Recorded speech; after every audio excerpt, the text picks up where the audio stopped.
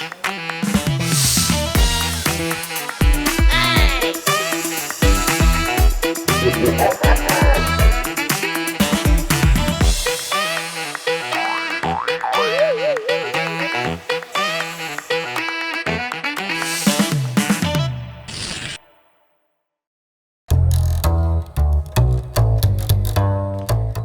Kombi, bertemu lagi dengan Lista di acara Kombi, Komunitas dan Hobi. Nah, sahabat Kombi, banyak banget nih di antara kita yang seneng banget melihara hewan sebagai hobi. Dari melihara hewan yang lucu kayak kucing, anjing, burung, bahkan kayak reptil nih, kayak gini. Nah, dan pada kesempatan kali ini, Kombi bertemu dengan salah satu komunitas pencinta hewan yang ada di Kota Pontianak. Nah, penasaran seperti apa kelanjutannya? Yuk, ikuti Lista.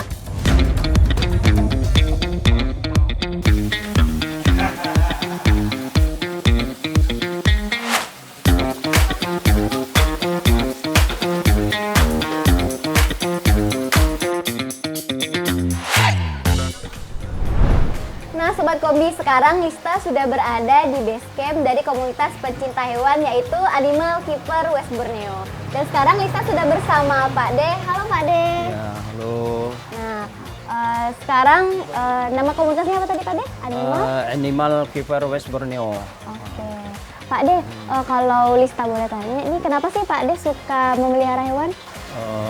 Mungkin itu udah apa istilahnya panggilan ya. Iya. Kita senang sama hewan, dari kecil kita pun udah senang sama hewan. Jadi semenjak di kampung ya dulu kita udah senang sama hewan.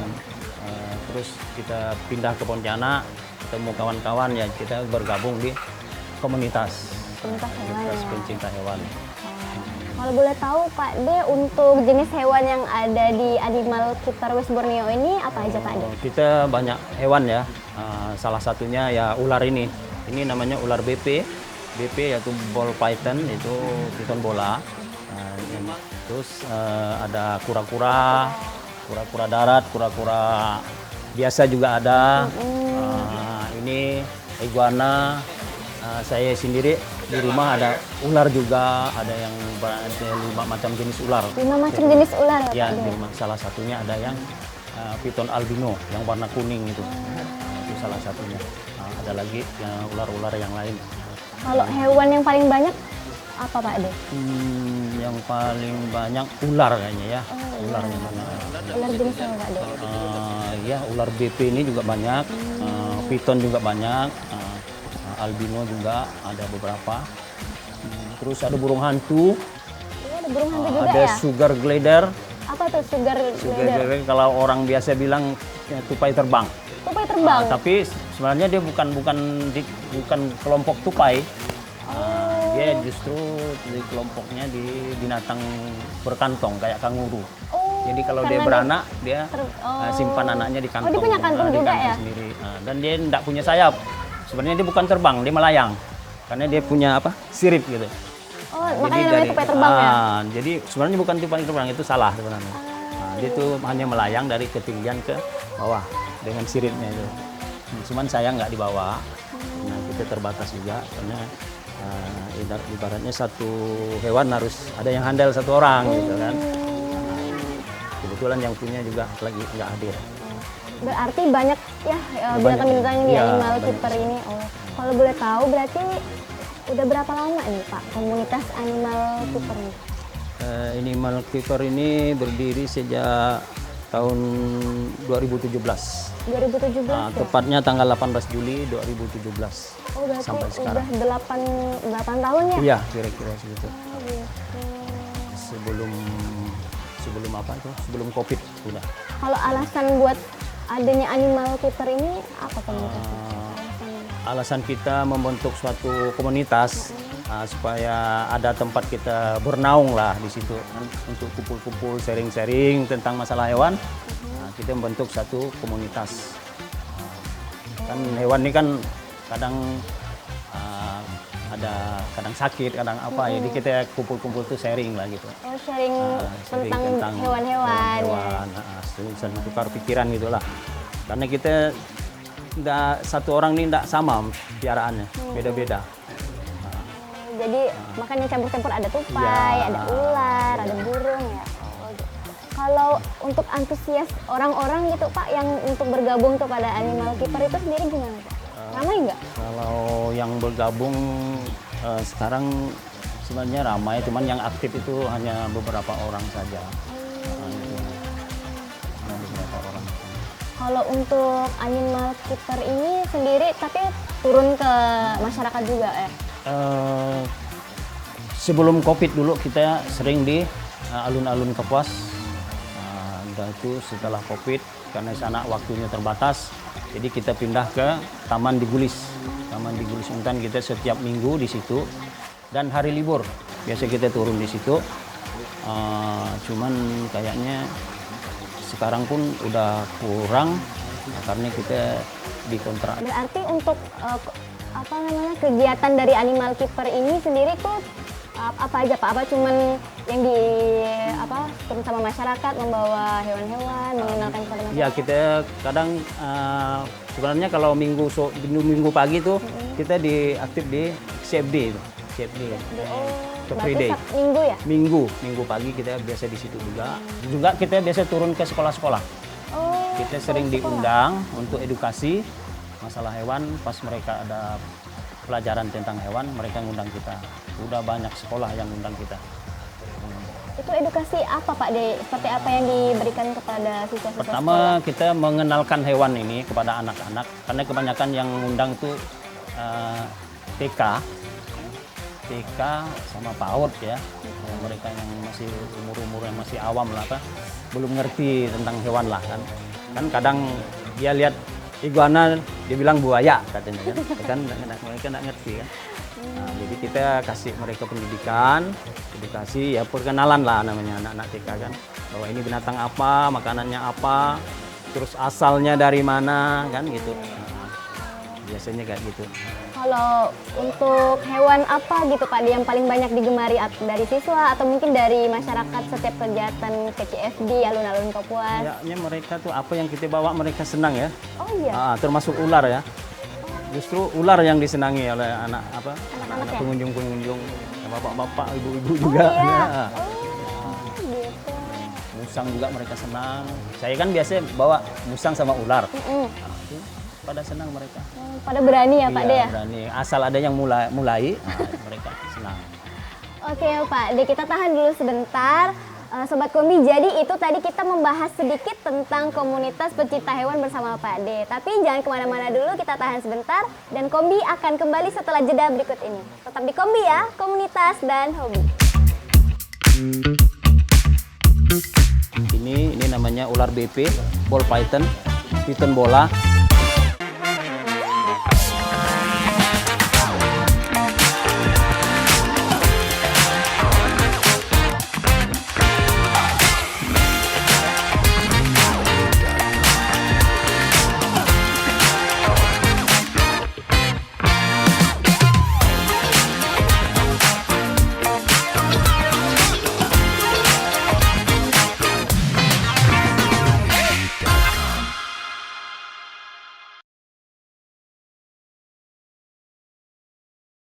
Halo Sobat Kombi, nah sekarang sudah kembali lagi bersama Lista di Kombi, Komunitas dan Hobi. Oke Pak De, kita akan lanjut lagi nih ngobrol tentang komunitas hewannya Pak De.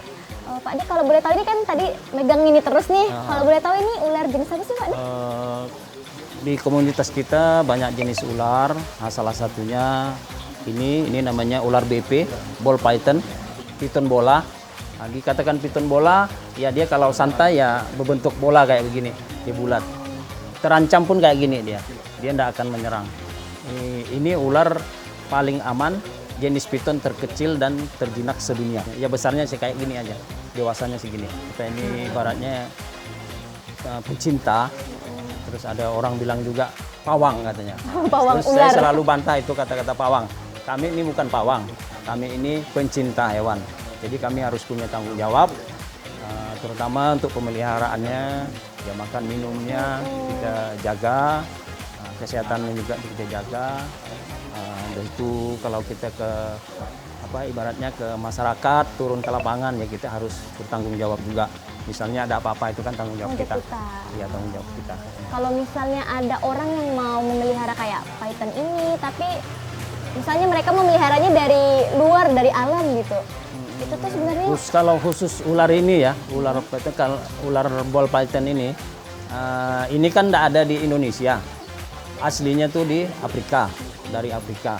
Jadi udah ibaratnya kalau ada, udah pasti hasil breeding, hasil ternak gitu kan. Khusus ball python ya. Sama kayak saya punya boa itu, nah itu juga tidak ada di Indonesia. Itu dari Sungai Amazon aslinya. Jadi kalau ada di Indonesia ini berarti udah pasti hasil ternak. ternak ya. Iya, hasil breeding. Bukan kita nangkap di hutan. Jadi keturunannya udah pasti jinak Udah gitu pasti ya. jinak dan nggak dilindungi. Kalau untuk hewan yang di Animal Keeper sendiri itu ada nggak hewan yang mungkin maksudnya dalam kategori buas atau mungkin perlu perhatian ekstra gitu? Kita juga ada biawak ya, itu kan binatang buas, termasuk musang itu kan binatang buas. Kalau di kampung atau di hutan itu kan ya, boleh katakan orang bilang hama lah. Kalau musang itu kan merusak tanaman. Kan dia makanannya buah dan daging, pemakan daging juga musang itu. Nah, dia bisa curi ayam juga kalau di kampung. Oh iya. Ya, jadi dikatakan hama. Nah, jadi kita nih komunitas ini memelihara hewan-hewan begitu, ya, ibaratnya itu untuk mengenalkan masyarakat bahwa hewan yang tadinya buas, ternyata bisa jadi teman, bisa jinak, bisa dipelihara, bisa menghibur masyarakat gitu kan. Nah, menghibur kita sendirilah yang punya juga kan, senang gitu. Berarti yang tadi Pak dibilang kayak musang itu kan bisa dibilang hama dan lain-lain. Mungkin beberapa ular mungkin juga ada yang dianggap seperti itu gitu kan. Kalau misalnya tanggapan Pak D, pasti itu kan diburu ya, karena dia merugikan manusia. Iya. Menurut Pak D, kalau hewan-hewan kayak gitu diburu itu gimana? Kalau bisa ya disuruh lari ya lah gitu, diburu gitu aja. Karena dia juga untuk menjaga keseimbangan alam, terutama makanannya kan tikus-tikus itu. Makan tikus, makan apa itu kan. Tikus itu kan hama juga. Kayak apa itu? Biawak gitu kan. Biawak itu dia menjaga keseimbangan alam karena dia tuh makanannya itu salah satunya tuh telur-telur ular. Kalau biawak tidak ada di sekitar kita, mungkin ular tuh cepat berkembang. Nah, itu biawak ya. Kalau perawatan ular tuh susah ya Pak D atau gampang? Sebenarnya kalau menurut kita tuh gampang karena asalkan dia makannya lancar aja. Asalkan makannya lancar itu aman lah. Gitu. Makannya apa Pak D? Nah, kalau ular nih makanannya tikus. Tikus yang kecil atau tikus yang Tikus. Kalau ini udah tikus dewasa. Kalau sebesar ini, yang sebesar badannya udah bisa masuk. Lebih besar pun bisa masuk. Nah, ini nampak aja kepala kecil nih. tapi perutnya besar? Dia punya rahang nggak ketemu, jadi bisa buka lebar. Nah, jadi bisa makan makanan yang sebesar badannya. Ini kan kepalanya kecil kan. Nah, tapi bisa dia makan. Jadi kalau sahabat-sahabat kombi mau pelihara hewan, sebaiknya belajar dulu cara memeliharanya. Jangan langsung beli atau apa, dan takutnya nanti nggak bisa melihara, terus mati atau bahkan sayang ya. Nah, harus belajar dulu gimana cara pemeliharaan hewan apapun, harus belajar dulu. Walaupun kucing ya Pak. Kucing sekalian pun kita harus belajar cara makan makanannya apa minimal kan. Nah, itu cara perawatannya gimana. Nah, Sobat Kombi, jadi itu saran dari Pak D kalau sobat-sobat Kombi di rumah ingin memelihara hewan selucu apapun seperti kucing ataupun seperti anjing, harus tetap belajar gimana cara perawatannya. Nah, Sobat Kombi, kali ini kita jeda dulu sebentar karena Gulista udah nggak sama Pak D, tapi kita tetap membahas tentang komunitas pencinta hewan yaitu Animal Keeper West Borneo. Jangan kemana-mana, tetap di Kombi, komunitas dan hobi. Ini kan dia kalau kita rendam keluar kapurnya seperti ini. Iya.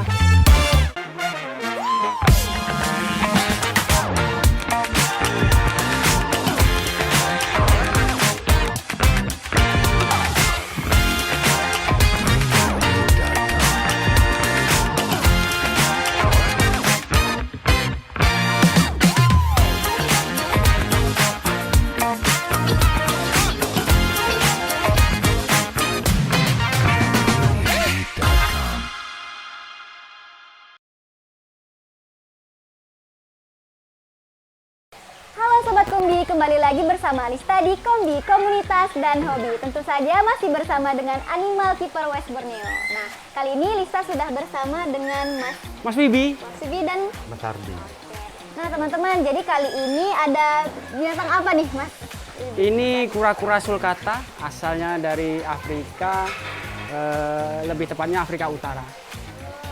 Dia merupakan kura-kura terbesar ketiga di dunia. Ini iguana. Iguana Kolombia, asalnya dari Kolombia. asalnya Kolombia. Itu umur berapa? Ini udah tua 5 tahunan. Berarti udah dewasa ya? Udah dewasa. Info lebih lanjut, iguana ini bisa sampai kita pelihara umur 22 tahun, 23 tahun. Kalau ini bisa sampai 70 tahun, bahkan bisa sampai 100 tahun. Untuk memelihara kura-kura dan iguana tuh lebih susah yang mana? Iguana atau kura-kura? Kalau kura-kura ini dia repotnya bukan repot ya, tapi agak ekstra itu di waktu dia baby. Baby ukuran 6 cm, dia perlu perawatan ekstra, yaitu full dengan lampu ultraviolet, juga perendaman, pemandian juga, dan juga makanan juga mau diperhatikan. Karena dia rawan sekali dengan BD, Boston itu perutnya nanti bisa ada kapur yang tidak keluar. Tapi kalau udah ukuran 10 cm ke atas itu udah agak aman ya, lebih aman. Kalau iguana Kolombia itu perawatannya sendiri gimana? Dari Pera- makan gitu? Perawatannya makannya cukup sayur. Waktu kecil hampir sama dengan kura-kura, harus dijemur. Oh, kura-kura juga gitu? Iguana harus dijemur karena dia kayak reptil yang lain, pencernaan itu agak lama, jadi fungsi untuk dijemur itu untuk membantu pencernaan dia. Lebih susah ngerawat yang mana, Bang Mas Widi? Ini atau Kalau pada dasarnya melihara reptil itu hampir sama karena mereka kan berdarah dingin. Jadi kurang lebih hampir sama, dia mau perawatannya untuk dijemurnya, pakannya juga mau diperhatikan. Terutama kebersihan kandang, Kak. bersihan kan? Kebersihan kandang kita perhatikan. Kalau untuk mandinya beda ya, berarti membersihkan. Iya. Beda Kalau sih, Kak. mungkin kalau iguana ini bisa dimandikan itu disemprot, bersihkan kandang. Tapi kalau kura-kura dia lebih ekstra, mau disikat dengan kerapasnya juga disikat, dibersihkan biar tidak ada kotoran yang melekat. Dia tapi juga sikatnya itu harus yang lembut. Kalau gitu mungkin bisa kali untuk diperlihatkan kepada sobat kombi di rumah, mungkin memelihara kura-kura juga untuk dilihatkan bagaimana sih cara membersihkan kura-kura. Oke, pada dasarnya sih kura-kura enggak terlalu ribet, cuma peralatannya yang kita pakai itu sikat gigi biasa juga bisa, dan juga air sedikit. Oh gitu ya. Jadi kita mandikan.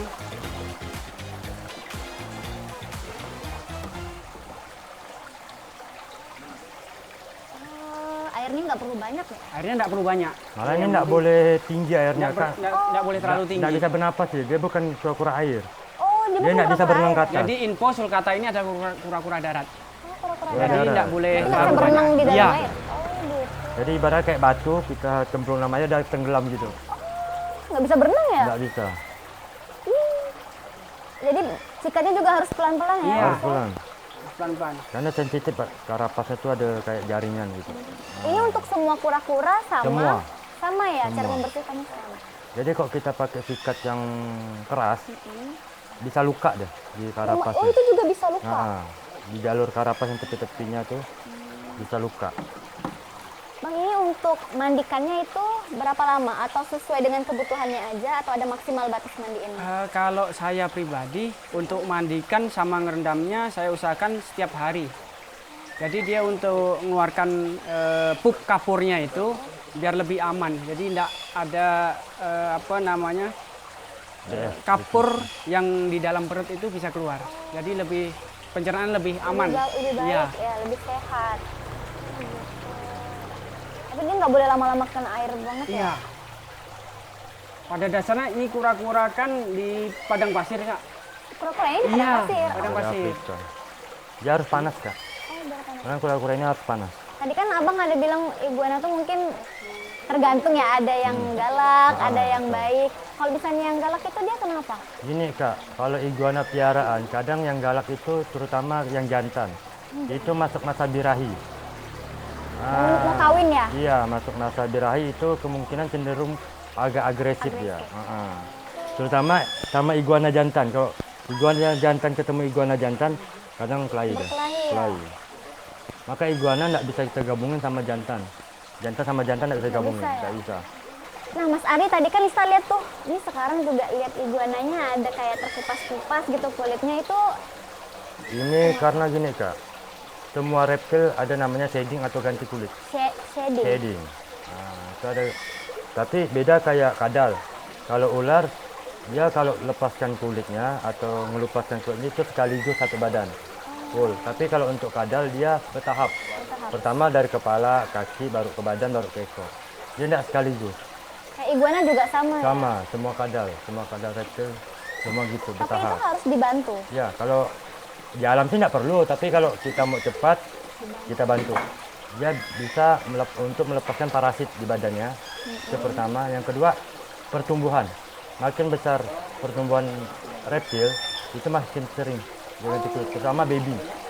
Waktu anakan, itu makin sering. Lebih sering ya? Lebih sering ganti kulit. Karena pertumbuhannya agak, masih masa pertumbuhan. Gitu.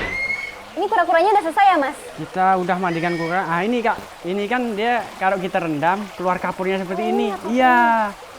Ini keluar kapur seperti ini. Inilah nanti kalau tidak keluar yang bisa mencegah pencernaan dia untuk lancar.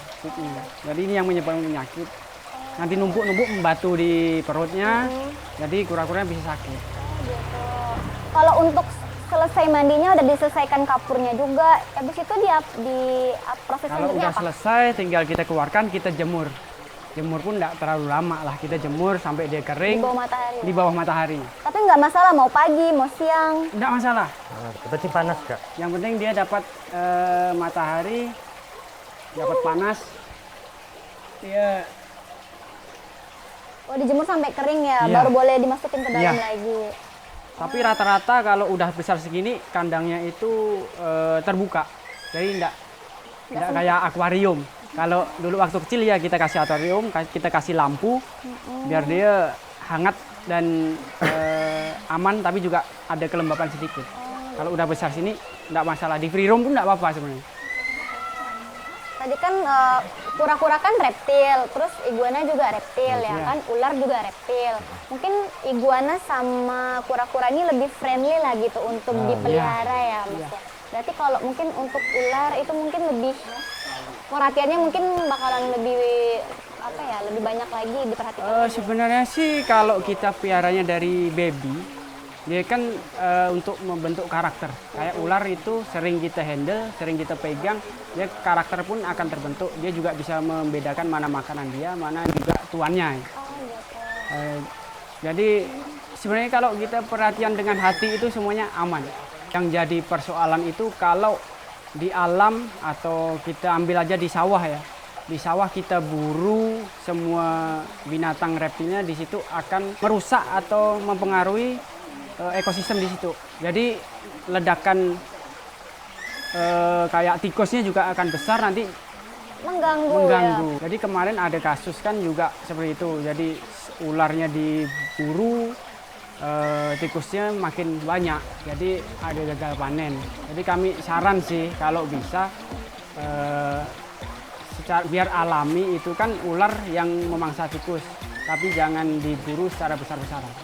Ada beberapa ular yang kita anggap orang awam biasa dibilang berbahaya, tapi dia bisa mencegah populasi tikus yang meledak. Tapi sebenarnya ular itu tidak berbahaya. Kayak ular koros itu tidak berbahaya. Cuma tampilannya seperti ular kobra, tapi padahal dia tidak. Iya. Mereka justru berusaha untuk menyeimbangkan ekosistem kita ya. Iya. Mas, ya. Itu. Kalau untuk mungkin dari abang nih berdua mungkin bisa kasih saran kepada sobat kombi di rumah, mungkin ada saran hewan yang reptil mungkin yang bisa dipelihara lebih friendly untuk sobat kombi di rumah? Melihara reptil lebih baik kura-kura atau iguana. Kura-kura atau iguana? Iya, karena kalau untuk ular, karena ular nih sifatnya agresif atau sensitif, mau belajar lagi dulu. Nah, tapi yang lebih enak kura-kura atau iguana, lebih friendly, lebih terus dari segi makanan pun lebih enak nyariknya kak sayuran. Sayuran ya? Kalau Mereka herbivora ya? iya makan sayuran. Tapi kalau untuk ular tuh kan makannya kayak tikus, ayam, jadi lebih agak sulit sih untuk pemberian makannya. Nah, Sobat Kombi di rumah mungkin yang mau memelihara juga sekelas reptil mungkin bisa tadi kata Mas Ke kura-kura Widi, atau iya, iguana dulu. ke kura-kura atau Iguana iguana. dulu. Sobat Kombi di rumah tadi juga udah dijelaskan sama Mas Widi sama Mas Ardi kalau kita itu harus menjaga ekosistem dari hewan-hewan sendiri termasuk reptil. Kalau misalnya teman-teman melihat hewan liar yang masuk ke rumah, Nanti bisa hubungi kami, Mas Ardi bisa menghubungi nomor HP berapa? 0856 2433 1472. Atau nomor saya juga bisa 0813 5234 4455. Mas Widi, Mas Ardi, Lista izin tutup sebentar.